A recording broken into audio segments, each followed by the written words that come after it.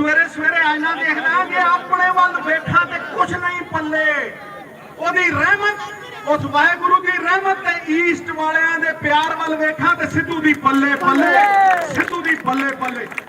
अज बड़े ही संजीदा मसले दे उत्ते गल करना है। आपां घंटे दे विच फंक्शन मुका देना, इबादत ही करना है। ये जड़ा अज कंबल वंडे जाने हैं या परोपकार की गल है, मैं अपने लिए करना है, अपनी आत्मा के लिए करना है। क्योंकि इबादत नहीं है तफसी नूं घुमा देना, इबादत है किसी भुखे नूं रजा देना, किसी रोंदे नूं हसा देना, किसी उजड़े नूं फसा देना। ये इबादत है और इस तो वड्डी कोई इबादत नहीं। लेकिन अज सब तो पहला मैं सारे पंजाब नूं, सारे हिंदुस्तान नूं दशहरे दियां मुबारकां देना। ढेर सारियां जफ्फी पा के गल लग के घुट के ठां कर दी, क्योंकि ये अज बड़ा वड्डा मुकद्दस दिन है। ये नेकी दी बदी दे उत्ते जित दा दिन है। 1 लाख पुत सी, 1.25 लाख नाती सी रावण दा, विद्वान सी, लेकिन अहंकार दे कारण कोई शरीर चुकन वाला नहीं लभ्या। और अज ये जड़ा मुकद्दस दिन है, ये प्रतीक होगा कि जिद्दां रावण का अहंकार टुटिया सी और संकट मोचन हनुमान जी नूं पुछया कि तू लंका जलाती, लंका ते खाक हो गई, ये किवें होया? उन्हें कहा लंका जली श्री राम दे प्रताप नाल, माता सीता दे संताप नाल ते रावण दे अहंकार ते पाप दे नाल। ते जिवें रावण दा अहंकार टुटिया सी ना वर्षां हजारां साल पहला, अज सेंटर की इस अहंकारी सरकार का भी अहंकार टुटना है। पंजाब दे किसानी मुद्दों के उत्ते ये भी तुहानूं पैरां दे विच लोटदे नजर आउणगे। ये साडे संविधान दे उत्ते हमला कर रहे हैं। साडा संविधान आपसी भाईचारक सांझ दे विच बन्निया होया और अज ये साडे चुने नुमाइंदियां दी आवाज़ नूं दब रहे हैं, साडी भाईचारक सांझ नूं दब रहे हैं। हर एक प्रांत, हर एक स्टेट के अड अड मसले ने, अड अड मुद्दे ने, अड अड गल्लां ने। ये कित्थों दा इंसाफ है मोदी जी कि तुसीं पंजाब के चुने हुए नुमाइंदियां की आवाज़ दब रहे हो, जड़े सिंगल मार्केट और वन नेशन वन मार्केट की गल करते हैं, वो पंजाब की आवाज़ नूं संविधान के मुखालफत कर रहे हैं और पंजाब के चुने नुमाइंदियां की आवाज़ नूं दबण का प्रयास कर रहे हैं। साडा पीढ़ियां का इंफ्रास्ट्रक्चर, साडे आड़तीए, साडा मंडियां का इंफ्रास्ट्रक्चर बाप दादियां का बनाया होया, उन्होंने तबाह करन दे उत्ते अज तुले हुए ने। ते मैं अज गगन दमामा बजाउणा, मैं अज इस गल का शंखनाद करदा कि आपां इकट्ठे होके इस सरबत ते पड़े की लड़ाई दे विच टुटीए और टुट के पईए और एक ऐसा मिसाल कायम करिए। मेरी गल नूं अज संजीदगी नाल सुनना, किसी ताड़ी की लोड़ नहीं, किसी नारे की लोड़ नहीं। मैं तुहानूं अज अद्धा घंटा बोलूंगा, उस तो बाद कंबल वंडने और फंक्शन आपां मुका देंगे। मैं बड़े इत्मीनान दे नाल अज गल्लां करनियां तुहाडे नाल। तुसीं अज एक गल याद रखना कि जे सरकारां जानियां जांदियां ने ते ओ गरीब दे भले लई जानियां जांदियां ने, कतार च आखिरी बंदा जिहड़ा खड़ा है ओहदे भले लई जानियां जांदियां ने। मैं कहना जीएसटी ने व्यापारी मारिया ते अज ये 0.1% पूंजीपतियां नूं फायदा देण दे लई ये साडे पंजाब दे किसानां नूं मार रहे ने। ये 5-5 लाख करोड़ रुपया छड्डदे आ अंबानियां ते अडानियां नूं, 5-5 लाख करोड़ रुपया हर साल छड्डदे आ ते उहनूं कहंदे आ इंसेंटिव। हर साल 5 लाख करोड़ रुपया अंबानियां अडानियां नूं छड्डिया जांदा है। 17 लाख करोड़ रुपये देश के बैंकों चों लुटाते मोदी वर्गे, नीरव मोदी हो रहे हैं, कई लाखों करोड़ रुपया लैके भज गए। उदों कोई इन्हों याद नहीं आई। वो सिर्फ 1% पूंजीपति है जो बाहर जाके स्विस बैंकों के अपना पैसा जमा करा, उन्होंने जो पैसे छड़ते हैं 17 लाख करोड़ के बैंक लुटवाते हिंदुस्तान के, उन्होंने कहते हैं इंसेंटिव। ਤੇ ਜਦੋਂ ਗਰੀਬ ਦੀ ਸਬਸਿਡੀ ਦੀ ਗੱਲ, ਗਰੀਬ ਨੂੰ ਕੁਝ ਦੇਣਾ ਹੋਵੇ, MSP ਦੀ ਗੱਲ ਆਉਂਦੀ ਆ, ਉਹਨੂੰ ਕਹਿੰਦੇ ਆ ਸਬਸਿਡੀ। ਮੈਂ ਕਹਿੰਦਾ ਧੱਕਾਰ ਹੈ, ਚੁੱਕਦੇ ਉਹ ਨੇ ਜਿਨ੍ਹਾਂ 'ਚ ਜਾਨ ਹੁੰਦੀ ਆ, ਆਕਰਨਾਂ ਤੇ ਮੁਰਦਿਆਂ ਦੀ ਪਛਾਣ ਹੁੰਦੀ ਆ। ਔਰ ਤੁਹਾਡੀ ਹੈਂਕਲ ਪੰਜਾਬ ਦਾ ਕਿਸਾਨ, ਪੰਜਾਬ ਦਾ ਇੱਕ ਇੱਕ ਬੰਦਾ ਇਕਜੁੱਟ ਹੋ ਕੇ, ਇੱਕ ਮੁੱਠ ਹੋ ਕੇ ਇਹ ਕੱਢੂਗਾ।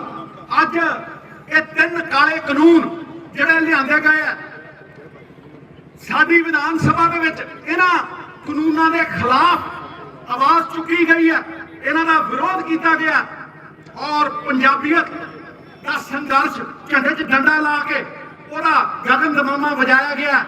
ਮੈਂ ਵਧਾਈ ਦਿੰਦਾ, ਮੈਂ ਵਧਾਈ ਦਿੰਦਾ ਔਰ ਡਟ ਕੇ ਵਧਾਈ ਦਿੰਦਾ ਪੰਜਾਬ ਸਰਕਾਰ ਨੂੰ ਔਰ ਪੰਜਾਬ ਦੀ ਵਿਧਾਨ ਸਭਾ ਨੂੰ ਕਿ ਕਾਲੇ ਕਾਨੂੰਨਾਂ ਦੇ ਮੂੰਹ ਤੇ ਚਪੇੜ ਮਾਰੀ ਹੈ ਵਿਧਾਨ ਸਭਾ ਨੇ, ਠੋਕ ਕੇ ਠਾਂ ਕਰਦਾ ਗਰਜਿਆ ਚਪੇੜ, ਔਰ ਉਹਦਾ ਸ਼ੰਖਨਾਦ ਪੂਰੇ ਹਿੰਦੁਸਤਾਨ ਦੇ ਵਿੱਚ ਗਿਆ। ਅੱਜ ਪੰਜਾਬ ਦੀ ਕਿਸਾਨੀ ਤੇ ਜਵਾਨੀ ਇਕਜੁੱਟ ਹੋ ਕੇ, ਇੱਕ ਮੁੱਠ ਹੋ ਕੇ ਇੱਕ ਸੰਘਰਸ਼ ਦੇ ਵਿੱਚ ਖੜੇ। ਉਹ ਕਾਹਦਾ ਸੰਘਰਸ਼ ਹੈ? ਉਹ ਸਾਡੇ ਵਜੂਦ ਦਾ ਸੰਘਰਸ਼ ਹੈ, ਸਾਡੀ ਐਗਜ਼ਿਸਟੈਂਸ ਦਾ ਸੰਘਰਸ਼ ਹੈ, ਸਾਡੀ ਹੋਂਦ ਦਾ ਸੰਘਰਸ਼ ਹੈ। ਤੇ ਜਿਹੜੇ ਲੋਕ ਇਹ ਕਹਿ ਰਹੇ ਨੇ ਕਿ ਬਾਹਰਲੀਆਂ ਤਾਕਤਾਂ ਇਸ ਸੰਘਰਸ਼ ਨੂੰ ਚਲਾ ਰਹੀਆਂ ਨੇ, ਉਹ ਕਿਸਾਨ ਦੀ ਪੱਗ ਨੂੰ ਹੱਥ ਪਾ ਰਹੀਆਂ ਨੇ, ਨਿਰਾਦਰ ਕਰ ਰਹੀਆਂ ਨੇ, ਅਪਮਾਨ ਕਰ ਰਹੀਆਂ ਨੇ ਇਸ ਸੱਚੇ ਸੰਘਰਸ਼ ਦਾ ਔਰ ਨਾਕਾਬਲੀਅਤ ਦਿਖਾ ਰਹੀਆਂ ਨੇ, ਸਮੱਸਿਆ ਦੀ ਹੱਲ ਕਰਨ ਦਾ ਨਾਕਾਬਲੀਅਤ ਦਿਖਾ ਰਹੀਆਂ। ਮੈਂ ਇਹ ਵੀ ਕਹਿਣਾ ਚਾਹੁੰਦਾ ਕਿ ਜਿਹੜੇ ਇਹ ਬਿੱਲ ਪਾਸ ਕੀਤੇ ਆ ਸਾਡੀ ਵਿਧਾਨ ਸਭਾ ਨੇ ਸੈਂਟਰ ਦੇ ਕਾਨੂੰਨਾਂ ਦੇ ਖਿਲਾਫ, ਇਹ ਪਹਿਲਾ ਕਦਮ ਹੈ, ਇਹ ਪਹਿਲਾ ਕਦਮ, ਮਹਿਜ਼ ਇੱਕ ਪਹਿਲਾ ਕਦਮ। ਤੇ ਜੇ ਅਸੀਂ ਹੋਰ ਕਦਮ ਨਾ ਚੁੱਕੇ ਤੇ ਇਹ ਦਿਖਾਵਾ ਬਣ ਕੇ ਰਹਿ ਜਾਊਗਾ, ਇਹ ਇੱਕ ਦਿਖਾਵਾ ਬਣ ਕੇ ਰਹਿ ਜਾਊਗਾ। ਕਿਉਂਕਿ ਰਾਸ਼ਟਰਪਤੀ ਨੂੰ ਭੇਜਿਆ, ਰਾਸ਼ਟਰਪਤੀ 2 ਸਾਲ ਰੱਖ ਕੇ ਸੌਂ ਜੇ ਜਾਂ 6 ਮਹੀਨਿਆਂ ਬਾਅਦ ਨਾ ਕਰਦੇ, ਇਹ ਕੋਈ ਨਹੀਂ ਕਹਿ ਸਕਦਾ। ਇਹ ਕਿਤੇ ਨਹੀਂ ਲਿਖਿਆ, ਕਿਉਂਕਿ ਰਾਸ਼ਟਰਪਤੀ ਵੀ ਸੈਂਟਰ ਦੀ ਸਰਕਾਰ ਦਾ ਤੇ ਗਵਰਨਰ ਵੀ ਸੈਂਟਰ ਦੀ ਸਰਕਾਰ ਦਾ। ਇਸ ਕਰਕੇ ਆਪਣੀਆਂ ਕੋਸ਼ਿਸ਼ਾਂ ਦੇ ਬਾਵਜੂਦ ਇਹ ਕੋਈ ਪੱਕਾ ਨਹੀਂ ਕਿ ਪੰਜਾਬ ਦੇ ਵਿੱਚ ਆਉਣ ਵਾਲਾ ਸਮਾਂ ਕੈਸਾ ਹੋਣਾ। ਪਰ ਇੱਕ ਗੱਲ ਪੱਕੀ ਹੈ ਕਿ ਪਹਿਲਾਂ FCI ਫਸਲ ਚੁੱਕਦੀ ਸੀ, ਹੁਣ ਇਹਨਾਂ ਕਾਨੂੰਨਾਂ ਦੇ ਆਉਣ ਤੋਂ ਬਾਅਦ ਆਪਾਂ FCI ਨੂੰ ਮਜਬੂਰ ਨਹੀਂ ਕਰ ਸਕਦੇ ਕਿ ਉਹ ਫਸਲ ਚੁੱਕਣ, ਸਰਕਾਰੀ ਖਰੀਦ ਕਰਨ। ਕਿਉਂਕਿ ਗੱਲ ਤਾਂ ਸਿਰਫ ਸਰਕਾਰੀ ਖਰੀਦ ਦੀ ਹੈ ਵੀ ਸਰਕਾਰੀ ਖਰੀਦ ਹੋਊ ਕਿ ਨਹੀਂ ਹੋਊ। ਸਾਨੂੰ ਕੇਂਦਰ ਦੇ ਖਿਲਾਫ ਡਟ ਕੇ ਲੜਨਾ ਪਊ। ਇਸ ਲਈ ਮੈਂ ਅੱਜ ਇਹ ਕਹਿ ਰਿਹਾ ਕਿ ਅੱਜ ਆਪਾਂ ਇਕਜੁੱਟ ਹੋ ਕੇ, ਇੱਕ ਮੁੱਠ ਹੋ ਕੇ ਕਾਮਨ ਮਿਨੀਮਮ ਪ੍ਰੋਗਰਾਮ ਦੀ ਗੱਲ ਕਰੀਏ। ਮੈਂ ਬੜੇ ਟਿਕਾ ਕੇ ਇਹ ਗੱਲ ਕਹਿ ਰਿਹਾ ਕਿ ਅੱਜ ਇਹਨਾਂ ਨੇ ਇਹ ਕਾਨੂੰਨ ਕਿਉਂ ਲਿਆਉਂਦੇ ਆ, ਕਿਉਂਕਿ ਈ-ਨੈਮ ਤੇ ਪਹਿਲਾਂ ਹੀ ਸੀ। ਸਰਕਾਰੀ ਮੰਡੀਆਂ ਦੇ ਵਿੱਚ ਈ-ਗਵਰਨੈਂਸ ਦੇ ਨਾਲ ਸਰਕਾਰੀ ਖਰੀਦ ਹੁੰਦੀ ਸੀ, ਆਨਲਾਈਨ ਮੰਡੀਆਂ ਸੀਗੀਆਂ, ਆਨਲਾਈਨ ਮੰਡੀਆਂ ਦੇ ਉੱਤੇ ਖਰੀਦ ਹੁੰਦੀ ਸੀ। ਫਿਰ ਇਹ ਕਾਨੂੰਨ ਲਿਆਉਣ ਦੀ ਕੀ ਲੋੜ ਸੀ? ਇਹ ਕਾਨੂੰਨ ਇਸ ਕਰਕੇ ਲਿਆਂਦੇ ਆ ਵੀਰੋ ਕਿ ਕਿਸਾਨ ਦੇ ਹੱਕ ਖੋ ਕੇ, ਉਹਦੇ ਕਾਨੂੰਨੀ ਅਧਿਕਾਰ ਖੋ ਕੇ, ਉਹਦੇ ਕਾਨੂੰਨੀ ਅਧਿਕਾਰ ਮਾਰ ਕੇ ਇਹ ਅੰਬਾਨੀ ਤੇ ਅਡਾਨੀ ਦੇ ਹੱਥਾਂ ਦੇ ਵਿੱਚ ਪੰਜਾਬ ਦੀਆਂ ਮੰਡੀਆਂ, ਪੰਜਾਬ ਦਾ ਮੁਨਾਫਾ 5-5 ਹਜ਼ਾਰ ਕਰੋੜ ਦਾ ਜਿਹੜਾ ਸਾਡਾ ਸਾਲ ਦਾ ਆਉਂਦਾ ਸੀਗਾ, ਉਹ ਇਸ ਕਰਕੇ ਹੋ ਰਿਹਾ। ਇਸ ਕਰਕੇ ਇਹ ਪੂੰਜੀਪਤੀਆਂ ਦੇ ਹੱਥਾਂ ਦੇ ਵਿੱਚ ਸਾਡਾ ਸਾਰਾ ਕੁਝ ਦੇਣਾ ਚਾਹੁੰਦੇ ਆ। ਇਹ ਜਿਹੜੀ ਬਿਜਲੀ ਦੀ ਸਬਸਿਡੀ ਕਿਸਾਨਾਂ ਨੂੰ ਮਿਲਦੀ ਹੈ, ਇਹ ਇਲੈਕਟ੍ਰਿਸਿਟੀ ਦਾ ਬਿੱਲ ਲਿਆ ਕੇ ਉਹ ਵੀ ਖਤਮ ਕਰਨਗੇ। ਮੈਂ ਤੁਹਾਨੂੰ ਅੱਜ ਦੱਸ ਰਿਹਾ, ਇਹ ਕਹਿਣਗੇ ਡਾਇਰੈਕਟ ਪੈਸੇ ਪਾਓ ਗਰੀਬ ਦੇ ਅਕਾਊਂਟ ਦੇ ਵਿੱਚ। ਤੇ ਜਿਹੜੀ ਸਰਕਾਰ ਦੇ ਕੋਲ ਅੱਜ ਲੋਨ ਲੈ ਕੇ, ਕਰਜ਼ੇ ਲੈ ਕੇ ਜਿਹੜੀ ਸਰਕਾਰ ਬੈਠੀ ਹੈ, ਜਿਹਦੀ GST ਵੀ ਸੈਂਟਰ ਦੀ ਸਰਕਾਰ ਦੱਬੀ ਬੈਠੀ ਹੈ, ਉਹ ਗਰੀਬ ਨੂੰ ਕਿੱਦਾਂ ਡਾਇਰੈਕਟ ਬੈਂਕ ਟ੍ਰਾਂਸਫਰ ਕਰੂ? ਤੇ ਜੇ ਡਾਇਰੈਕਟ ਬੈਂਕ ਟ੍ਰਾਂਸਫਰ ਇਹਨਾਂ ਨੇ ਕਰਤੀ, ਇਹ PDS ਵੀ ਮਾਰ ਦੇਣਗੇ, ਇਹ ਪੰਜਾਬ ਦੀ ਫਸਲ ਚੁੱਕਣੀ ਵੀ ਬੰਦ ਕਰ ਦੇਣਗੇ, ਫੂਡ ਇਨਫਲੇਸ਼ਨ ਆਊ। ਧਿਆਨ ਨਾਲ ਮੇਰੀ ਗੱਲ ਨੂੰ ਸੁਣਿਓ, ਅੱਧਾ ਘੰਟਾ ਲੱਗਣਾ। ਮੈਨੂੰ ਪਤਾ ਹੈ ਗੱਲਾਂ ਬੜੀਆਂ ਗੁੱਝੀਆਂ ਨੇ, ਆਮ ਬੰਦਾ ਇਹਨਾਂ ਨੂੰ ਸਮਝਦਾ ਨਹੀਂ, ਪਰ ਜੇ ਆਮ ਆਦਮੀ ਸਮਝੂਗਾ ਤਾਂ ਹੀ ਆਪਾਂ ਇਸ ਹੱਕ ਦੀ ਆਵਾਜ਼ ਨੂੰ ਬੁਲੰਦ ਕਰ ਸਕਾਂਗੇ। ਮੈਂ ਅੱਜ ਕਹਿ ਰਿਹਾ ਕਿ ਮਹਿੰਗਾਈ ਆਊ, ਔਰ ਮਹਿੰਗਾਈ ਆਉਣ ਦੇ ਨਾਲ ਭੁੱਖਮਰੀ ਆਊ। ਕਿਵੇਂ ਆਊ? ਭੁੱਖਮਰੀ ਦਾ ਮਤਲਬ ਇਹ ਨਹੀਂ ਹੁੰਦਾ ਵੀ ਗੋਦਾਮਾਂ 'ਚ ਅਨਾਜ ਨਹੀਂ ਹੁੰਦੇ, ਗੋਦਾਮਾਂ 'ਚ ਅਨਾਜ ਹੁੰਦੇ ਆ। ਇਹਨਾਂ ਨੇ ਕਾਨੂੰਨ 'ਚ ਲਿਖ ਕੇ ਦੇਤਾ ਕਿ ਅੰਬਾਨੀ ਅਡਾਨੀ ਆਪਣੇ ਅਨਾਜ ਨੂੰ, ਆਪਣੇ ਗੋਦਾਮਾਂ ਵਿੱਚ ਅਨਾਜ ਨੂੰ 50 ਗੁਣਾ 100 गुना ਇਹ ਕਾਨੂੰਨ 'ਚ ਲਿਖ ਕੇ ਦਿੱਤਾ ਇਹ ਕਾਨੂੰਨ 'ਚ ਲਿਖ ਕੇ ਦਿੱਤਾ ਔਰ ਇਹ ਲਿਖ ਕੇ ਦਿੱਤਾ ਕਿ ਹੁਣ ਰੋਟੀ ਜਿਹੜੀ ਰੋਟੀ ਕੱਪੜਾ ਮਕਾਨ ਆਪਾਂ ਕਹਿੰਦੇ ਸੀ ਹੁਣ ਰੋਟੀ ਮੁੱਢਲੀਆਂ ਸੁਵਿਧਾਵਾਂ ਦੇ ਵਿੱਚ ਨਹੀਂ ਆਊ। ਇਸ ਤੋਂ ਵੱਡਾ ਹੰਕਾਰ ਮੋਦੀ ਸਰਕਾਰ ਦਾ ਹੋ ਸਕਦਾ ਕਿ ਰੋਟੀ ਗਰੀਬ ਦੀ ਮੁੱਢਲੀਆਂ ਸੁਵਿਧਾਵਾਂ ਦੇ ਵਿੱਚ ਨਹੀਂ ਔਰ ਪੂੰਜੀਪਤੀ ਆਪਣੇ ਗੋਦਾਮਾਂ ਦੇ ਵਿੱਚ ਰੱਖ ਕੇ ਅਨਾਜ ਨੂੰ 50 ਤੋਂ 100 ਗੁਣਾ ਵੱਧ ਵੇਚ ਸਕਦਾ ਹੈ। ਭੁੱਖਮਰੀ ਇਸ ਕਰਕੇ ਨਹੀਂ ਆਉਂਦੀ ਕਿ ਅਨਾਜ ਖਤਮ ਹੋ ਗਿਆ। ਅਨਾਜ ਹੁੰਦਾ ਹੈ, ਗੋਦਾਮਾਂ ਦੇ ਵਿੱਚ ਅਨਾਜ ਹੁੰਦਾ ਹੈ, ਲੇਕਿਨ ਗਰੀਬ ਦੀ ਖਰੀਦ ਤੋਂ ਗਰੀਬ ਦੀ ਤਾਕਤ ਤੋਂ ਉਹ ਅਨਾਜ ਪਰੇ ਹੁੰਦਾ ਹੈ। ਗਰੀਬ ਉਹਨੂੰ ਖਰੀਦ ਨਹੀਂ ਸਕਦਾ। ਇਸ ਕਰਕੇ ਮੈਂ ਕਹਿੰਦਾ ਕਿ ਸੱਚੇ ਹੱਲ ਵੱਲ ਵਧੀਏ। ਅਕਾਲੀ ਦਲ ਕੁਝ ਹੋਰ ਲੋਕ ਇਹ ਕਹਿੰਦੇ ਨੇ ਕਿ ਸਾਰੇ ਪੰਜਾਬ ਨੂੰ ਮੰਡੀ ਬਣਾ ਦਿਓ। ਮੈਂ ਕਿਹਾ ਬਣਾ ਲਓ, ਅੱਜ ਬਣਾ ਲਓ, ਕੱਲ ਬਣਾ ਲਓ, ਲੇਕਿਨ ਕੀ ਸਰਕਾਰੀ ਖਰੀਦ ਹੋ? ਸਵਾਲ ਤੇ ਇਹ ਹੈ ਕਿ ਕੀ ਆਪਣੀ ਕਣਕ ਝੋਨੇ ਦੀ ਸਰਕਾਰੀ ਖਰੀਦ ਹੋਊ? ਇਹ ਸਭ ਤੋਂ ਵੱਡਾ ਸਵਾਲ ਹੈ। ਤੇ ਜੇ ਸਰਕਾਰੀ ਖਰੀਦ ਨਹੀਂ ਹੋ ਤੇ ਐਮਐਸਪੀ ਕਿੱਥੋਂ ਆਊ?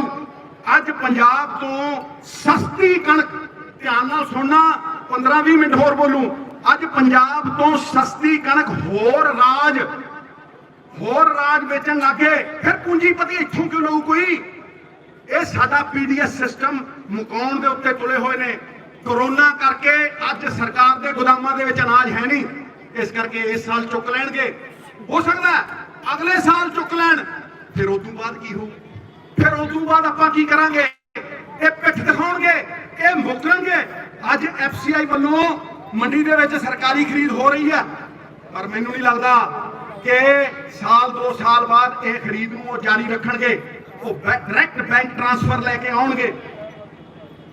ਘੱਟ ਤੋਂ ਘੱਟ ਸਾਡੇ ਕੋਲ ਇਸ ਮਸਲੇ ਨੂੰ ਹੱਲ ਕਰਨ ਲਈ 1 ਸਾਲ ਹੈ ਤੇ ਵੱਧ ਤੋਂ ਵੱਧ ਇਹ ਸੈਂਟਰ ਦੀ ਸਰਕਾਰ ਦੇ ਅਗਲੇ ਇਲੈਕਸ਼ਨ ਤੱਕ 3 ਸਾਲ ਨੇ। 23 ਫਸਲਾਂ ਨੇ, ਧਿਆਨ ਨਾਲ ਸੁਣੋ, 23 ਫਸਲਾਂ ਨੇ ਜਿਨ੍ਹਾਂ ਤੇ ਸਰਕਾਰੀ ਖਰੀਦ ਸਿਰਫ 2 ਤੇ ਹੁੰਦੀ ਹੈ। ਮੱਕੀ ਦੀ ਐਮਐਸਪੀ ਜਿਹੜੀ ਅਸ਼ੋਰਡ ਇਨਕਮ ਹੈ, ਮੱਕੀ ਦੀ ਐਮਐਸਪੀ 1850 ਹੈ, ਚੁੱਕੀ ਕਿੰਨੇ ਤੇ ਹੈ? 800 ਤੇ। ਚੁੱਕੀ ਕਿੰਨੇ ਤੇ ਹੈ? 600 ਤੇ। ਕਿਸਾਨ ਬੈਠੇ ਨੇ 600 ਤੇ ਚੁੱਕੀ ਹੈ। ਤੇ ਮੈਂ ਆਪਣੇ ਪਿੰਡ ਗਿਆ ਸੀ ਮਾਨ ਵਾਲੇ, ਉੱਥੇ ਮੇਰੇ ਕੋਲ ਜੱਟ ਆਏ, ਉਹ ਕਹਿੰਦੇ ਸਿੱਧੂ ਸਾਹਿਬ ਗੰਨਾ ਵੇਚਣ ਜਾਂਦੇ ਆ, ਨਾ ਤੇ ਡੇਟ ਹੈ ਤੇ ਨਾ ਹੀ ਰੇਟ ਹੈ। ਨਾ ਡੇਟ ਹੈ ਤੇ ਨਾ ਹੀ ਰੇਟ ਹੈ। ਨਾ ਤੇ ਡੇਟ ਦੇ ਉੱਤੇ ਸਾਨੂੰ ਪੈਸੇ ਦਿੰਦੇ ਆ ਤੇ ਨਾ ਹੀ ਜਿੰਨੇ ਸਾਡੇ ਪੈਸੇ ਹੁੰਦੇ ਆ ਉਹਦਾ ਰੇਟ ਮਿਲਦਾ। ਇਹ ਕਿੰਨੀ ਵੱਡੀ ਗੱਲ ਹੈ। ਜੇ ਐਮਐਸਪੀ ਨਾ ਹੋਈ, ਪੱਕੀ ਖਰੀਦ ਨਾ ਹੋਈ ਤੇ ਸਾਰੀ ਕਿਸਾਨੀ ਦਾ ਇਹੀ ਹਾਲ ਹੋ ਜੂ। ਤੱਪੜ ਰੋਲ ਦੇਣਗੇ, ਇਹ ਤੱਪੜ ਰੋਲ ਦੇਣਗੇ। ਮੈਂ ਤੁਹਾਨੂੰ ਅੱਜ ਕਹਿ ਰਿਹਾ, ਇਹ ਪੱਗ ਦਾ ਸਵਾਲ ਆ, ਪਗੜੀ ਸੰਭਾਲ ਜੱਟਾ, ਪਗੜੀ ਸੰਭਾਲ ਓਏ। ਅੰਬਾਨੀਆਂ ਅਡਾਨੀਆਂ ਤੇ ਸੈਂਟਰ ਦੀ ਪੈਰੀ ਸਰਕਾਰ ਨੇ ਅੱਜ ਤੇਰਾ ਲੁੱਟ ਲਿਆ ਮਾਲ, ਓਏ ਲੁੱਟ ਲਿਆ ਮਾਲ। ਇਹ ਪੱਗ ਸੰਭਾਲਣ ਦੀ ਗੱਲ ਹੈ। ਮੈਂ ਅੱਜ ਤੁਹਾਨੂੰ ਕਹਿ ਰਿਹਾ ਕਿ ਕੇਂਦਰ ਨੇ ਪਹਿਲਾਂ ਸਾਨੂੰ ਵਰਤਿਆ, ਗਰੀਬ ਨੂੰ 80% ਗਰੀਬ ਨੂੰ ਅਨਾਜ ਪਹੁੰਚਾਉਣ ਦੇ ਲਈ ਕੇਂਦਰ ਨੇ ਸਾਨੂੰ ਵਰਤਿਆ ਤੇ ਅੱਜ ਸਾਨੂੰ ਵਰਤ ਕੇ ਸੁੱਟ ਰਹੇ ਨੇ। ਅਹਿਸਾਨ ਫਰਾਮੋਸ਼ ਹੋ ਗਏ। ਅਹਿਸਾਨ ਫਰਾਮੋਸ਼ ਬੰਦੇ ਦਾ ਬੋਝ ਧਰਤੀ ਚੁੱਕਦੀ ਨਹੀਂ। ਗੁਰੂ ਸਾਹਿਬ ਵੀ ਕਹਿੰਦੇ ਆ ਕਿ ਜਾ ਵੱਡੇ ਤੋਂ ਵੱਡਾ ਗੁਨਾਹ ਕਰਕੇ ਮੇਰੀ ਸ਼ਰਨ ਜਾ, ਮੈਂ ਤੈਨੂੰ ਮਾਫੀ ਦਊਂ, ਪਰ ਅਹਿਸਾਨ ਫਰਾਮੋਸ਼ ਬਣ ਕੇ ਨਾ ਆਈ, ਕਿਉਂਕਿ ਅਹਿਸਾਨ ਫਰਾਮੋਸ਼ ਬੰਦੇ ਦਾ ਬੋਝ ਇਹ ਧਰਤੀ ਚੁੱਕਦੀ ਨਹੀਂ। ਅੱਜ ਪੰਜਾਬ ਦਾ 86% ਕਿਸਾਨ ਕਰਜ਼ਾਈ ਹੈ। ਉਹਦੀ ਲਗਾਤਾਰ ਘਟ ਰਹੀ ਆਮਦਨ, ਵੱਧ ਰਹੀ ਲਾਗਤ ਤੇ ਲਗਾਤਾਰ ਘਟ ਰਹੀ ਉਪਜ ਜਿਹੜੀ ਹੈ ਉਹਨੇ ਉਹਨੂੰ ਕਰਜ਼ਾਈ ਬਣਾਤਾ। ਇਸ ਲਈ ਮੈਂ ਕਹਿੰਦਾ ਕਿ ਅੱਜ ਦਾ ਕਿਸਾਨੀ ਦਾ ਸੰਘਰਸ਼ ਇਕੱਲੀ ਮੌਜੂਦਾ ਐਮਐਸਪੀ ਦਾ ਨਹੀਂ ਹੈ, ਇਹ ਇਕੱਲੀਆਂ ਮੰਡੀਆਂ ਬਚਾਉਣ ਦਾ ਨਹੀਂ ਹੈ। ਜੇ ਹੁੰਦਾ ਤੇ ਫਿਰ 25 ਸਾਲਾਂ ਤੋਂ ਕਿਸਾਨ ਖੁਦਕੁਸ਼ੀਆਂ ਕਿਉਂ ਕਰ ਰਿਹਾ? ਮੈਨੂੰ ਕੋਈ ਸਮਝਾ ਦੇ। ਫਿਰ 25 ਸਾਲਾਂ ਤੋਂ ਹਜ਼ਾਰਾਂ ਕਿਸਾਨ ਖੁਦਕੁਸ਼ੀਆਂ ਕਿਉਂ ਕਰ ਰਿਹਾ? ਭਾਰਤ ਨੂੰ ਅੰਨ ਦੇਣ ਵਾਸਤੇ ਪੰਜਾਬ ਵਿੱਚ ਗ੍ਰੀਨ ਰੈਵੋਲੂਸ਼ਨ ਆਈ। ਕਿ ਸਾਨੂੰ ਗ੍ਰੀਨ ਰੈਵੋਲੂਸ਼ਨ ਦੀ ਲੋੜ ਸੀ? ਨਹੀਂ। ਇਹ ਅਸੀਂ 80 ਕਰੋੜ ਗਰੀਬ ਬੰਦੇ ਦਾ ਪੇਟ ਭਰਨ ਵਾਸਤੇ ਅੰਨ ਉਪਜਾਇਆ। ਤੇ ਕਿਸ ਤਰ੍ਹਾਂ? ਸਾਨੂੰ ਉਹਦੀ ਕੋਈ ਲੋੜ ਨਹੀਂ ਸੀ। ਕਿਸਾਨੀ ਨੂੰ ਇਹਨਾਂ ਨੇ ਉਸ ਹਾਸ਼ੀਏ ਦੇ ਉੱਤੇ ਲਿਆਂਦਾ। ਖੇਤੀ ਨੂੰ ਬਸ ਵਰਤ ਕੇ ਸੁੱਟਣ ਦੇ ਲਈ ਸੈਂਟਰ ਦੀ ਸਰਕਾਰ ਨੇ ਫਰਟੀਲਾਈਜ਼ਰ ਤੇ ਫਰਟੀਲਾਈਜ਼ਰ ਪਾ, ਪੈਸਟੀਸਾਈਡ ਤੇ ਪੈਸਟੀਸਾਈਡ ਪਾ, ਡੂੰਘੇ ਤੋਂ ਡੂੰਘਾ ਟਿਊਬਵੈੱਲ ਲਾ, ਕਰਜ਼ੇ ਲੈ ਕੇ ਡੂੰਘੇ ਤੋਂ ਡੂੰਘਾ ਟਿਊਬਵੈੱਲ ਲਾ ਤੇ ਕੇਂਦਰ ਦੇ 80 ਕਰੋੜ ਗਰੀਬ ਬੰਦਿਆਂ ਦਾ ਢਿੱਡ ਭਰ। ਇਹ ਸਾਡੇ ਵਾਸਤੇ ਸੰਦੇਸ਼ਾ ਸੀ ਅੱਜ ਪੂੰਜੀਪਤੀ ਪੰਜਾਬ ਦੀ ਕਿਸਾਨੀ ਨੂੰ, ਪੰਜਾਬ ਦੇ ਖੇਤਾਂ ਨੂੰ ਧਨ ਦੌਲਤ ਦੇ ਰੂਪ 'ਚ ਦੇਖ ਰਹੇ ਆ ਵੀ ਅਸੀਂ ਆਵਾਂਗੇ ਇਕੱਠੇ ਹੋ ਕੇ 2-2 ਏਕੜ ਵਾਲੇ ਕਿਸਾਨ ਨੂੰ ਅੱਡ ਰੇਟ ਦੇਾਂਗੇ, 10 ਏਕੜ ਵਾਲੇ ਨੂੰ ਅੱਡ। ਜਿਵੇਂ ਗੋਰਿਆਂ ਨੇ ਵੰਡ ਮਾਰਿਆ ਸੀ ਉਦਾਂ ਮਾਰਨਗੇ ਸਾਨੂੰ ਇਹ, ਉਦਾਂ ਭਜਾ। ਇਸ ਕਰਕੇ ਮੈਂ ਤੁਹਾਨੂੰ ਕਹਿਣਾ ਕਿ ਹਰ ਪੰਜਾਬੀ ਇੰਨਾ ਕਾਬਲ ਹੈ ਕਿ ਜਾ ਕੇ ਕੈਨੇਡਾ ਵਸਾ ਗਿਆ। ਹਰ ਪੰਜਾਬੀ ਇੰਨਾ ਕਾਬਲ ਹੈ ਕਿ ਟਿੱਬਿਆਂ ਨੂੰ ਨੀਵਾਂ ਕਰਕੇ ਉੱਥੇ ਖੇਤੀ ਕਰਾ ਗਿਆ, USA ਵਸਾ ਗਿਆ। ਹਰ ਥਾਂ ਦੇ ਉੱਤੇ ਅਸੀਂ ਮੋਢਲੀ ਕਤਾਰ ਦੇ ਵਿੱਚ ਖੜੇ ਹੁੰਦੇ ਆ ਕਿ ਅਸੀਂ ਸੈਂਟਰ ਦੇ ਘਨੇੜਿਆਂ ਤੇ ਕਿਉਂ ਚੜੀਏ ਭਾਈ, ਅਸੀਂ ਵਿਸਾਖੀਆਂ ਦੇ ਉੱਤੇ ਕਿਉਂ ਤੁਰੀਏ। ਮੈਂ ਤੁਹਾਨੂੰ ਅੱਜ ਗੈਰਤਮੰਦ ਪੰਜਾਬੀਆਂ ਨੂੰ ਕਹਿਣਾ ਕਿ ਪੰਜਾਬ ਨੂੰ ਫੂਟਬਾਲ ਆਫ ਇੰਡੀਆ ਮੰਨਦੇ ਸੀ। ਧਿਆਨ ਨਾਲ ਸੁਣਨਾ, ਫੂਟਬਾਲ ਆਫ ਇੰਡੀਆ, ਗ੍ਰੈਂਡਰੀ ਆਫ ਇੰਡੀਆ, ਅੰਨਦਾਤਾ ਅਸੀਂ ਭਰਦੇ ਸੀ ਢਿੱਡ ਸਾਰੇ ਹਿੰਦੁਸਤਾਨ ਦਾ। ਤੇ ਅੱਜ ਗਰੀਬ ਦੀ ਮਜਬੂਰੀ ਵਾਲੇ ਪੀਡੀਐਸ ਤੋਂ ਮਿਲੇ ਅਨਾਜ ਤੋਂ ਇਲਾਵਾ ਕੀ ਇੰਡੀਆ ਦੇ ਫੂਟਬਾਲ ਵਿੱਚ ਕੋਈ ਵੀ ਸਬਜ਼ੀ, ਕੋਈ ਵੀ ਦਾਲ, ਕੋਈ ਵੀ ਤੇਲ, ਕੋਈ ਵੀ ਫਰੂਟ, ਕੋਈ ਹੋਰ ਫਸਲ ਪੰਜਾਬ ਤੋਂ ਆਉਂਦੀ ਹੈ? ਤਾਂ ਮੈਂ ਸਵਾਲ ਕਰਦਾ ਸਾਰੀ ਦੁਨੀਆ ਨੂੰ, ਸਾਰੇ ਪੰਜਾਬ ਨੂੰ, ਇਹ ਪੰਜਾਬ ਦੇ ਫੂਟਬਾਲ ਦੇ ਅੰਦਰ ਪੰਜਾਬ ਤੋਂ ਇਹ ਗਰੀਬਾਂ ਨੂੰ ਢਿੱਡ ਭਰਨ ਵਾਲੀ ਝੋਨੇ ਤੋਂ ਇਲਾਵਾ ਕੋਈ ਫਸਲ ਹੋਰ ਆਉਂਦੀ ਹੈ? ਪੰਜਾਬ ਤੇ ਖੁਦ ਮੰਗਵਾਉਂਦਾ, ਪੰਜਾਬ ਤੇ ਖੁਦ ਮੰਗਵਾਉਂਦਾ। ਫਿਰ ਅੱਜ ਦੇ ਦਿਨ ਪੰਜਾਬ ਦਾ ਫੂਟਬਾਲ ਦੇ ਵਿੱਚ ਨਾਮ ਕਿਵੇਂ ਹੋਇਆ? ਪੰਜਾਬ ਦੇ ਜੀਰੀ ਕੋਨੇ ਦੇ ਫਸਲ ਸਾਲਾਂ ਤੋਂ FCI ਚੁੱਕਦੀ ਹੈ ਦੇਸ਼ ਦੇ ਵਿੱਚ ਪੀਡੀਐਸ ਰਾਹੀਂ ਸਸਤਾ ਅੰਨ ਪਹੁੰਚਾਉਣ ਵਾਸਤੇ।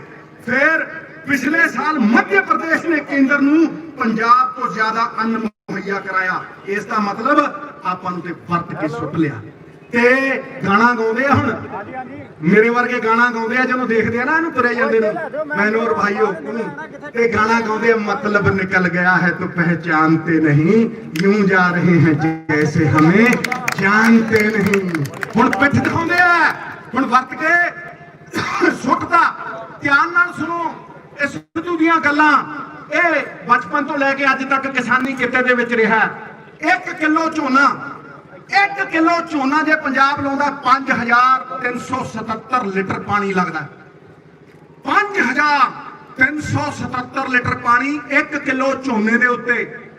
ਤੁਸੀਂ ਇਸ ਗੱਲ ਦਾ ਗੌਰ ਕਰੋ ਕਿ ਅੱਜ ਪੰਜਾਬ ਜੋ ਚੌਲ ਖਾਂਦਾ ਹੀ ਨਹੀਂ, 1400 ਕਰੋੜ ਕਿਊਬਿਕ ਮੀਟਰ ਪਾਣੀ ਧਰਤੀ ਵਿੱਚੋਂ ਐਕਸਟਰਾ ਕੱਢ ਰਿਹਾ। ਸਸਟੇਨੇਬਲ ਲਿਮਿਟ ਤੋਂ ਐਕਸਟਰਾ, ਭਰਪਾਈ ਹੋਣ ਦੀ ਲਿਮਿਟ ਤੋਂ ਐਕਸਟਰਾ 1 ਕਿਊਬਿਕ ਮੀਟਰ ਦੇ ਵਿੱਚ 1000 ਲੀਟਰ ਪਾਣੀ ਹੁੰਦਾ। ਤੇ ਆਪਾਂ ਕੇਂਦਰ ਸਰਕਾਰ ਦੀ ਨੀਤੀ ਅਨੁਸਾਰ ਕਰ ਰਹੇ ਹਾਂ। ਜੀਰੀ ਲਾਉਣ ਦੇ ਹੋਰ ਵੀ ਤਰੀਕੇ ਨੇ ਪਰ ਆਪਾਂ ਉਸ ਵੱਲ ਨਹੀਂ ਜਾਂਦੇ। 14 ਬਿਲੀਅਨ ਕਿਊਬਿਕ ਲੀਟਰ ਪਾਣੀ ਕੱਢ ਰਹੇ ਹਾਂ। ਔਰ ਮੈਂ ਤੁਹਾਨੂੰ ਅੱਜ ਇਹ ਟਿਕਾ ਕੇ ਕਹਿ ਰਿਹਾ ਕਿ SYL ਦੀਆਂ ਗੱਲਾਂ ਹੁੰਦੀਆਂ, ਕਹਿੰਦੇ ਹੋ ਕਿ SYL ਦੇ ਵਿੱਚ ਸਾਡਾ ਬੜਾ ਨੁਕਸਾਨ ਹੋ ਗਿਆ। ਮੈਂ ਤੁਹਾਨੂੰ ਕਹਿਣਾ ਕਿ ਅੱਜ ਪੰਜਾਬ ਝੋਨਾ ਨਹੀਂ ਬਾਹਰ ਭੇਜ ਰਿਹਾ, ਅੱਜ ਪੰਜਾਬ ਦਾ ਪਾਣੀ ਐਕਸਪੋਰਟ ਕਰ ਰਿਹਾ, ਪਾਣੀ ਐਕਸਪੋਰਟ ਕਰ ਰਿਹਾ। ਔਰ SYL ਦੇ ਨੁਕਸਾਨ ਹੋਣ ਤੋਂ ਕਿਤੇ ਜ਼ਿਆਦਾ ਪਾਣੀ ਐਕਸਪੋਰਟ ਕਰ ਰਿਹਾ, ਕਿਤੇ।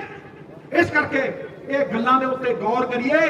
ਆਉਣ ਵਾਲੀ ਪੀੜ੍ਹੀ ਜਿਹੜੀ ਸਾਡਾ ਸਰਮਾਇਆ, ਅਸੀਂ ਉਹਦੇ ਵਾਸਤੇ ਕੀ ਬੀਜ ਰਹੇ ਹਾਂ? ਬਾਬਾ ਨਾਨਕ ਮੇਰਾ ਚਾਨਣ ਮਨਾਰਾ, ਮੇਰਾ ਰਹਿਬਰ, ਮੇਰੀ ਰੂਹ, ਕੀ ਅਸੀਂ ਉਹਦੀਆਂ ਗੱਲਾਂ ਭੁੱਲ ਗਏ ਆ? ਪਵਨ ਗੁਰੂ ਪਾਣੀ ਪਿਤਾ ਮਾਤਾ ਧਰਤ ਮਹੱਤ, ਅਸੀਂ ਉਸ ਤੋਂ ਬਹੁਤ ਦੂਰ ਨਿਕਲ ਗਏ ਆ। ਗੁਰੂ ਨਾਨਕ ਦੀ ਰਾਹ ਉਸ ਤੋਂ ਭਟਕ ਗਏ ਆ। ਗੱਲ ਦਸ਼ਕਾਂ ਤੋਂ ਪੰਜਾਬ ਦੀ ਡੁੱਬ ਰਹੀ ਕਿਸਾਨੀ ਦੀ ਹੈ, ਬਲਕਿ ਉਸ ਨੂੰ ਪ੍ਰਗਤੀ ਦੇ ਸੁਨਹਿਰੇ ਰਾਹ ਤੇ ਪਾਉਣ ਦੀ ਹੈ। ਕੱਲ ਬਾਹਰ ਜਾ ਰਹੀ ਜਵਾਨੀ ਨੂੰ ਵਾਪਸ ਮੋੜਨ ਦੀ ਹੈ ਤੇ ਉਹਨੂੰ ਇਹ ਕਹਿਣ ਦੀ ਹੈ ਵੀ ਕਿਸਾਨੀ ਆਪਣਾ 70% ਕਿੱਤਾ ਸਾਡਾ, ਇਹ ਬਾਬੇ ਨਾਨਕ ਦੀ ਪਛਾਣ ਦਿੱਤੀ ਸਾਡੀ, ਇਹ ਕਿਸਾਨੀ ਹੈ। ਆਓ ਵਾਪਸ ਛੱਡ ਜਾਈ ਜਾਂਦੇ ਹੋ ਆਈਲੈਟ ਕਰਕੇ। ਇਸ ਲਈ ਅੱਜ ਪੰਜਾਬ ਦੀ ਦੂਜੀ ਸਮੱਸਿਆ ਦਾ ਹੱਲ ਦੇਣਾ। ਕੱਲਾ ਇਹਨਾਂ ਕਾਲੇ ਕਾਨੂੰਨਾਂ ਹੀ ਨਹੀਂ ਉਹਨਾਂ ਨੂੰ ਬਚਾਇਆ, ਬਲਕਿ ਪੰਜਾਬ ਦੇ ਕਿਸਾਨ ਨੂੰ ਤਰੱਕੀ ਦੀ ਰਾਹ ਦੇ ਉੱਤੇ ਪਾਉਣਾ। ਔਰ ਮੈਂ ਅਗਲੇ 10 ਮਿੰਟਾਂ 'ਚ ਆਪਣੀ ਗੱਲ ਖਤਮ ਕਰੂੰਗਾ, ਪਰ ਹੁਣ ਸਭ ਤੋਂ ਅਹਿਮ ਸਮੱਸਿਆ ਦਾ ਹੱਲ ਦੇਣ ਜਾ ਰਿਹਾ ਮੈਂ। ਆਪਾਂ ਕਰ ਸਕਦੇ ਹਾਂ ਪੰਜਾਬ ਦੀ ਕਿਸਾਨੀ ਦਾ ਅਸਲਾ ਹੱਲ, ਜਿਹੜਾ ਅਸਲ ਹੱਲ ਹੈ ਸਾਨੂੰ ਪੰਜਾਬ ਦੇ ਵਿੱਚੋਂ ਹੀ ਕੱਢਣਾ ਪਵੇਗਾ। ਕੇਂਦਰ ਵੱਲ ਦੇਖ ਕੇ ਹੱਥ 'ਚ ਠੂਠਾ ਲੈ ਕੇ ਮੰਗ ਕੇ ਦੇਖਿਆ ਕਿਸੇ ਪੰਜਾਬੀ ਨੂੰ ਮੰਗਦੇ, ਤੇ ਫਿਰ ਅਸੀਂ ਇਹਨਾਂ ਵੱਲ ਕਿਉਂ ਦੇਖਦੇ ਹਾਂ? ਕੇਂਦਰ ਵੱਲ ਦੇਖ ਦੇਖ ਕੇ ਇਹ ਕੋਈ ਹੱਲ ਨਹੀਂ ਹੋਣਾ। ਮੁੜ ਸਵਾਲ ਸਾਡੇ ਉੱਤੇ ਹੀ ਆਉਂਦਾ ਹੈ ਕਿ ਅਸੀਂ ਕੀ ਕਰਾਂਗੇ। What shall we do? ਇਹ ਸਭ ਤੋਂ ਵੱਡਾ ਸਵਾਲ ਹੈ। ਮੈਨੂੰ ਪੂਰਾ ਯਕੀਨ ਹੈ ਕਿ ਅੱਜ ਦੀ ਕੇਂਦਰ ਸਰਕਾਰ ਨੇ ਸਟੇਟ ਦੀ ਤਾਕਤ ਹਥਿਆ ਲਈ ਹੈ ਤੇ ਸਟੇਟ ਸਰਕਾਰ ਕਿਸਾਨ ਜਥੇਬੰਦੀਆਂ ਦੇ ਨਾਲ, ਪੰਜਾਬ ਦੇ ਹਰ ਕਿਸਾਨ ਦੇ ਨਾਲ ਖੜ ਕੇ ਆਪਣੀ ਤਾਕਤ ਵਾਪਸ ਲੈ ਸਕਦੀ ਹੈ। ਮੈਂ ਛਾਤੀ ਠੋਕ ਕੇ ਹਿੱਕ ਠੋਕ ਕੇ ਕਹਿਣਾ, ਪਰ ਇੱਕ ਇਕੱਲੀ ਸਰਕਾਰੀ ਪਾਲਿਸੀ ਦੇ ਹੱਲ ਨਹੀਂ, ਸਾਡੀ ਭਾਗੀਦਾਰੀ ਦੇ ਹੱਲ ਨੇ, ਸਾਡੀ ਇਕਜੁੱਟਤਾ ਦੇ ਹੱਲ ਨੇ। ਬੰਦ ਮੁੱਠੀ ਲੱਖ ਦੀ ਤੇ ਖੁੱਲੀ ਕੱਖ ਦੀ ਗੁਰੂ ਨਾਨਕ ਸਾਹਿਬ ਨੇ ਕਿਹਾ, ਔਰ ਗੁਰੂ ਨਾਨਕ ਸਾਹਿਬ ਦਾ ਹਰ ਵਾਕ ਸਾਡੇ ਲਈ ਸੱਚ ਔਰ ਹੱਕ ਹੈ। ਉਹਨਾਂ ਕਿਹਾ ਕਿ ਆਪਣ ਹੱਥੀ ਆਪਣਾ ਆਪੇ ਹੀ ਕਾਜ ਸੰਵਾਰੀਏ, ਆਪਣ ਹੱਥੀ ਆਪਣਾ ਆਪੇ ਹੀ ਕਾਜ ਸੰਵਾਰੀਏ। ਫਿਰ ਅਸੀਂ ਕਿਉਂ ਨਹੀਂ ਇਸ ਰਾਹ ਤੇ ਪੈਂਦੇ? ਅਸੀਂ ਕਿਉਂ ਨਹੀਂ ਇੱਕ ਕਾਮਨ ਮਿਨੀਮਮ ਪ੍ਰੋਗਰਾਮ, ਜਿਹਨੂੰ ਦੇਖੋ ਉਂਗਲਾਂ ਚੱਕੀ ਜਾਂਦਾ, ਜਿਹਨੂੰ ਦੇਖੋ ਇੱਕ ਦੂਜੇ ਨੂੰ ਗਾਲਾਂ ਕੱਢੀ ਜਾਂਦਾ, ਜਿਹਨੂੰ ਦੇਖੋ ਕ੍ਰੈਡਿਟ ਲੈਣ ਤੁਰਿਆ, ਜਿਹਨੂੰ ਦੇਖੋ ਇਹ ਠੀਕ ਨਹੀਂ ਉਹ ਠੀਕ ਨਹੀਂ। ਅਸੀਂ ਕਿਉਂ ਨਹੀਂ ਸਿਰ ਜੋੜ ਕੇ, ਅਸੀਂ ਕਿਉਂ ਨਹੀਂ ਇਸ ਮੁੱਠੀ ਵਾਂਗ ਇਕੱਠੇ ਹੋ ਕੇ ਇੱਕ ਕਾਮਨ ਮਿਨੀਮਮ ਪ੍ਰੋਗਰਾਮ ਬਣਾਈਏ? ਪੰਜਾਬ ਦੀ ਕਿਸਾਨ ਨੂੰ ਬਚਾਉਣ ਦਾ ਨਹੀਂ, ਉਸ ਦੀ ਆਮਦਨ ਵਧਾਉਣ ਦੇ ਰਾਹ ਲਿਖੀਏ। ਭਾਵੇਂ ਕੋਈ ਵੀ ਤਾਕਤ ਵਿੱਚ ਹੋਵੇ, ਜੋ ਕੋਈ ਵੀ ਤਾਕਤ ਵਿੱਚ ਆਵੇ, ਇਸ ਕਾਮਨ ਮਿਨੀਮਮ ਪ੍ਰੋਗਰਾਮ ਨੂੰ ਸਿਰੇ ਚੜ੍ਹ। ਲੜਾਈ ਜੇ ਆਪਾਂ ਜਿੱਤਣੀ ਹੈ ਤੇ ਇਸ ਦੀ ਵਿਉਂਤਬੰਦੀ ਵਿੱਚ ਹਰ ਪੰਜਾਬੀ ਦਾ ਯੋਗਦਾਨ ਹੋਵੇ। ਮੈਂ ਆਪਣਾ ਸੁਝਾਅ ਦੇ ਰਿਹਾ, ਤੁਸੀਂ ਆਪਣਾ ਦਿਓ। ਇਕੱਠੇ ਹੋ ਕੇ ਪੰਜਾਬ ਦੀ ਕਿਸਾਨੀ ਦੀ ਹਰ ਮੁਸ਼ਕਿਲ ਨੂੰ ਆਪਾਂ ਹੱਲ ਕਰੀਏ। ਇਹ ਕ੍ਰੈਡਿਟ ਵਾਰ ਚੋਂ ਨਿਕਲੀਏ। ਕੱਲੇ ਕਾਨੂੰਨਾਂ ਦਾ ਹੱਲ ਤੇ ਤੁਸੀਂ, ਮੈਂ ਹੋ ਕੇ ਕਹਿ ਰਿਹਾ ਕਿ ਕਾਲੇ ਕਾਨੂੰਨਾਂ ਦਾ ਹੱਲ, ਘਟ ਰਹੀ ਆਮਦਨ ਦਾ ਹੱਲ, ਪੰਜਾਬ ਦੇ ਦਿਖਦੇ ਪਾਣੀਆਂ ਦਾ ਹੱਲ, ਘਟ ਰਹੀ ਉਪਜ ਦਾ ਹੱਲ, ਪੰਜਾਬ ਜੋ ਅੱਜ ਸਬਜ਼ੀਆਂ ਬਾਹਰੋਂ ਇੰਪੋਰਟ ਕਰ ਰਿਹਾ ਉਹਦਾ ਹੱਲ। ਮੈਂ ਇਸ ਹੱਲ ਨੂੰ ਸਮਝਣਾ, ਮੈਂ ਟੰਕੇ ਦੀ ਚੋਟ ਤੇ ਕਹਿ ਰਿਹਾ ਕਿ ਮੈਂ ਸਮਝਦਾ, ਔਰ ਮੈਂ ਇਹਨੂੰ ਸੁਲਝਾ ਕੇ ਹੀ ਦਮ ਇਹ ਟਕਾ ਕੇ ਕਹਿ ਰਿਹਾ। मैं हर प्रयास करूं, और एक अल्लाह काफी नहीं, इन्हां हल्लां नूं लागू, good intentions die unless they are executed, इन्हां हल्लां नूं लागू करना पऊ। ਇਹ ਗੱਲਾਂ ਨਾਲ ਨਹੀਂ ਹੱਲ ਹੋਣਾ। ਸੇਵਾ ਦੇਸ਼ ਦੀ ਜ਼ਿੰਦਗੀ ਹੈ, ਬੜੀ ਔਖੀ ਗੱਲਾਂ ਕਰਨੀਆਂ ਢੇਰ ਸਖੱਲੀਆਂ ਨੇ। ਜਿਹਨਾਂ ਦੇਸ਼ ਸੇਵਾ ਵਿੱਚ ਪੈਰ ਪਾਇਆ ਉਹਨਾਂ ਲੱਖ ਮੁਸੀਬਤਾਂ ਚੱਲੀਆਂ ਨੇ। ਭਾਵੇਂ ਮੇਰਾ ਸਰਵਸਵ ਨਿਛਾਵਰ ਹੋ ਜੇ, ਫਿਰ ਵੀ ਮੈਂ ਪੰਜਾਬ ਦੇ ਕਿਸਾਨ ਦੇ ਹੱਕ ਦੇ ਵਿੱਚ ਖੜੂ, ਸਾਰਿਆਂ ਤੋਂ ਉੱਤੇ ਉੱਠ ਕੇ ਆਪਣੀ ਪੱਗ ਦੇ ਹੱਕ ਦੇ ਵਿੱਚ ਖੜੂ।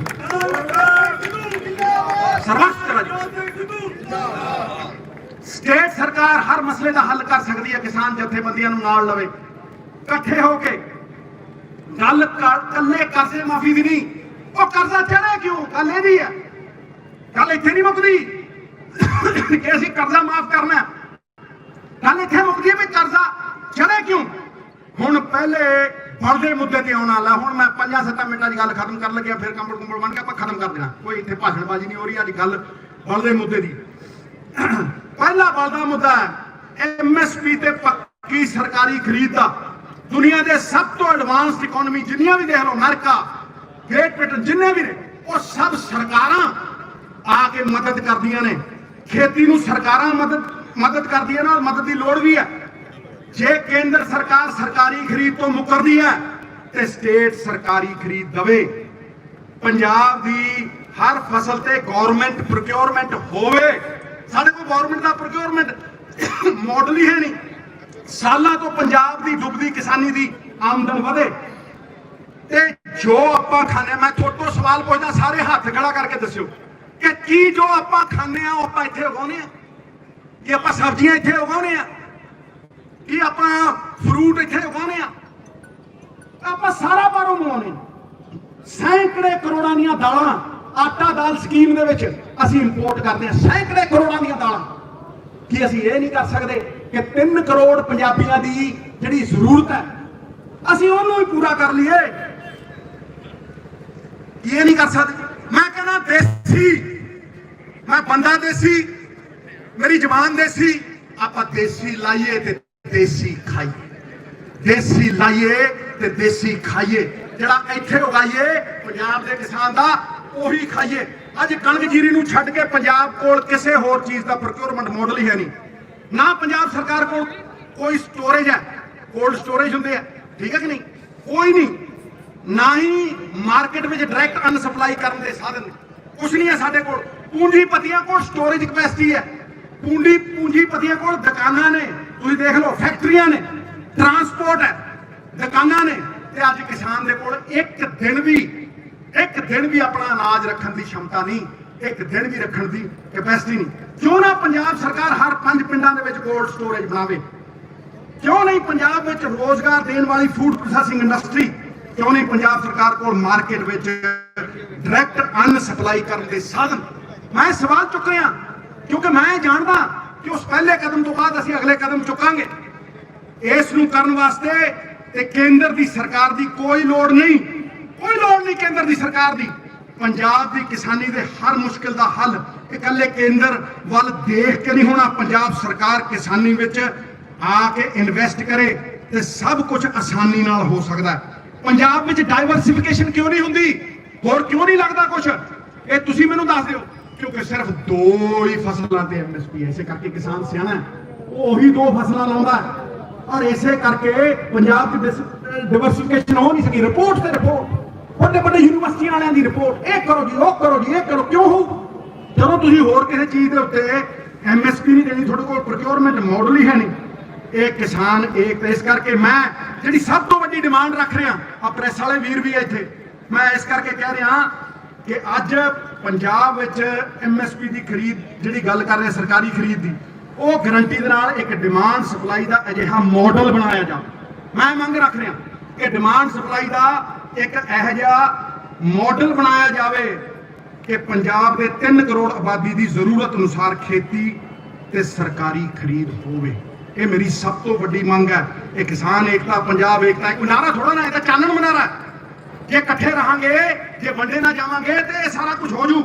अज तुसीं दस दिओ भी पंचायत तो इलावा किसान की आवाज़ बुलंद करने वाली कोई ऐसी थां है जिथे किसान अपनी आवाज़ बुलंद कर सके? नहीं।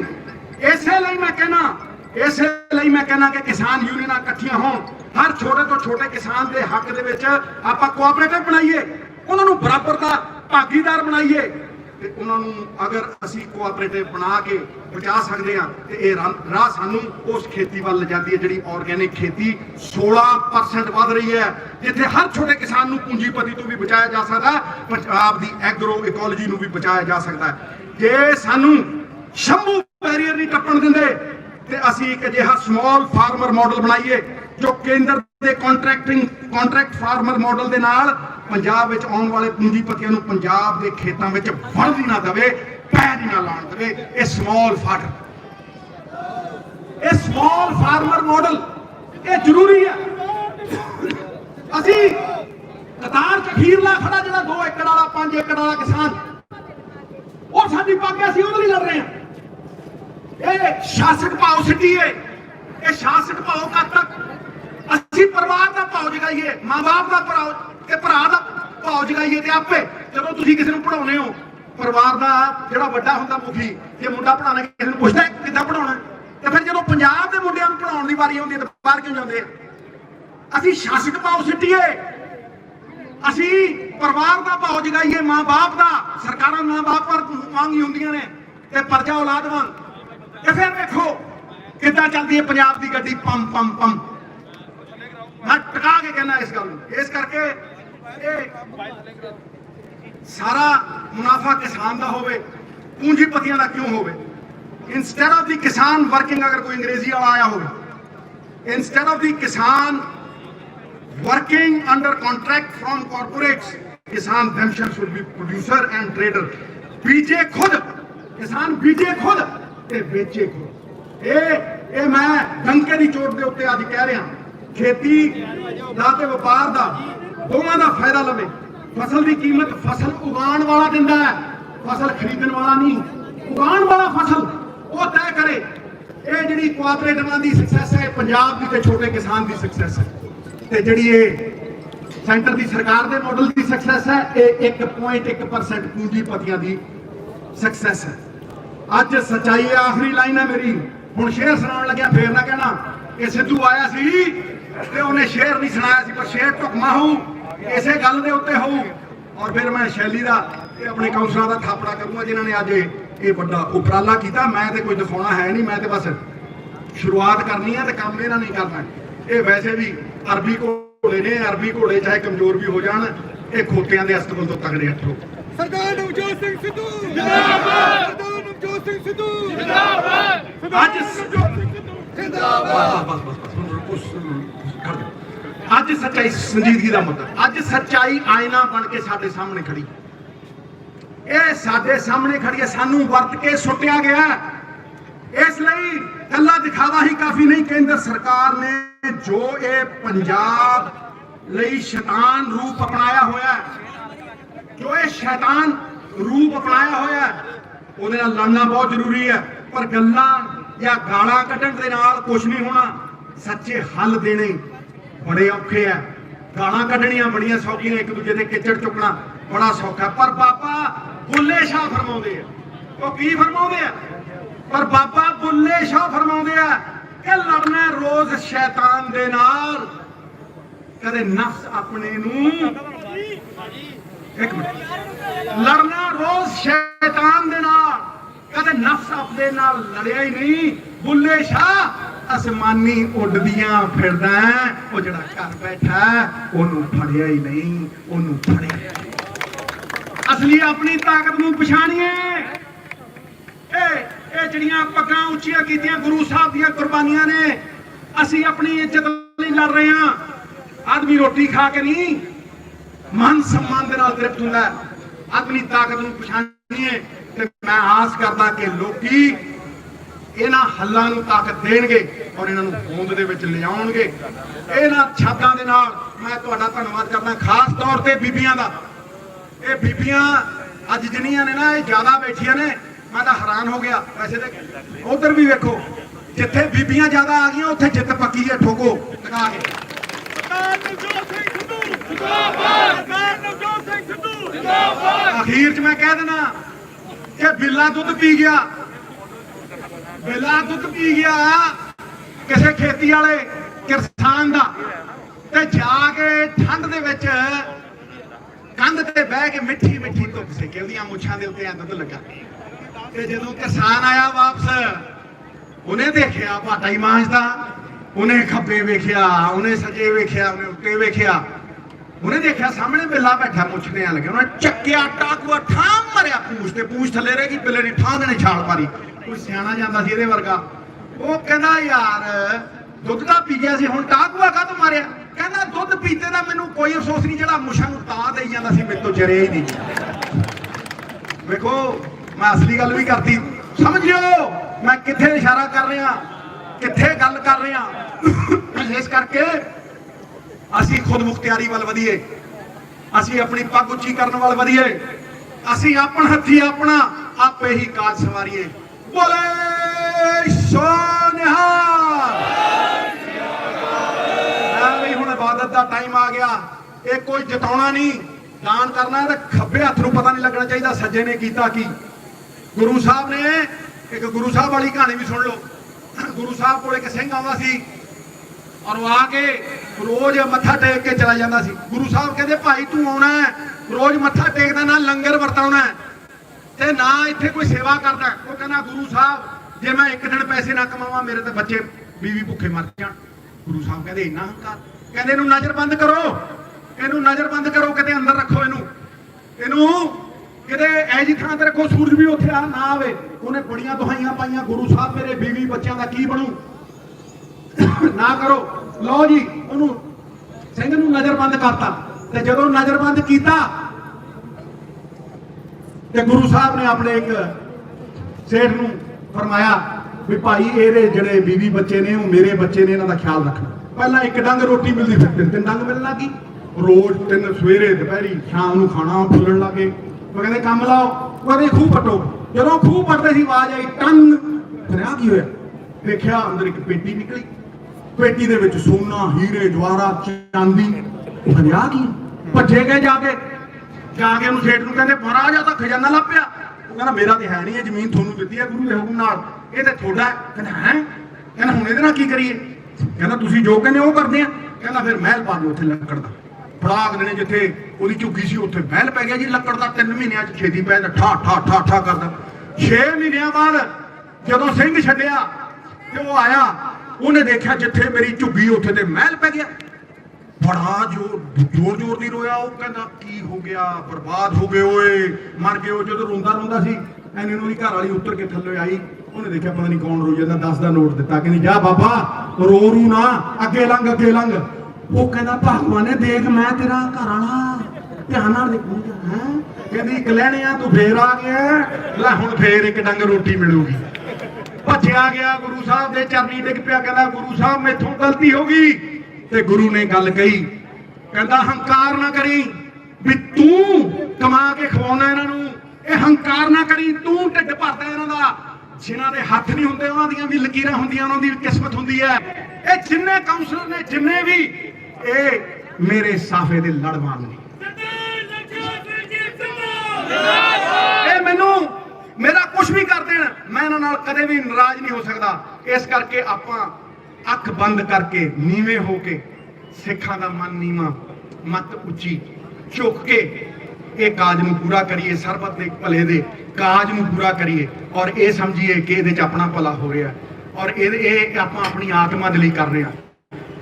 देह शिवावर मोहे है शुभ कर्मन ते कप न डरूं मरी सूं जब जा ही लड़ूं निश्चय कर अपनी जीत करूं। बोले सोनिहा सारियां नूं प्यार भरी सत श्री अकाल। वाहेगुरु जी का खालसा वाहेगुरु जी की फतेह।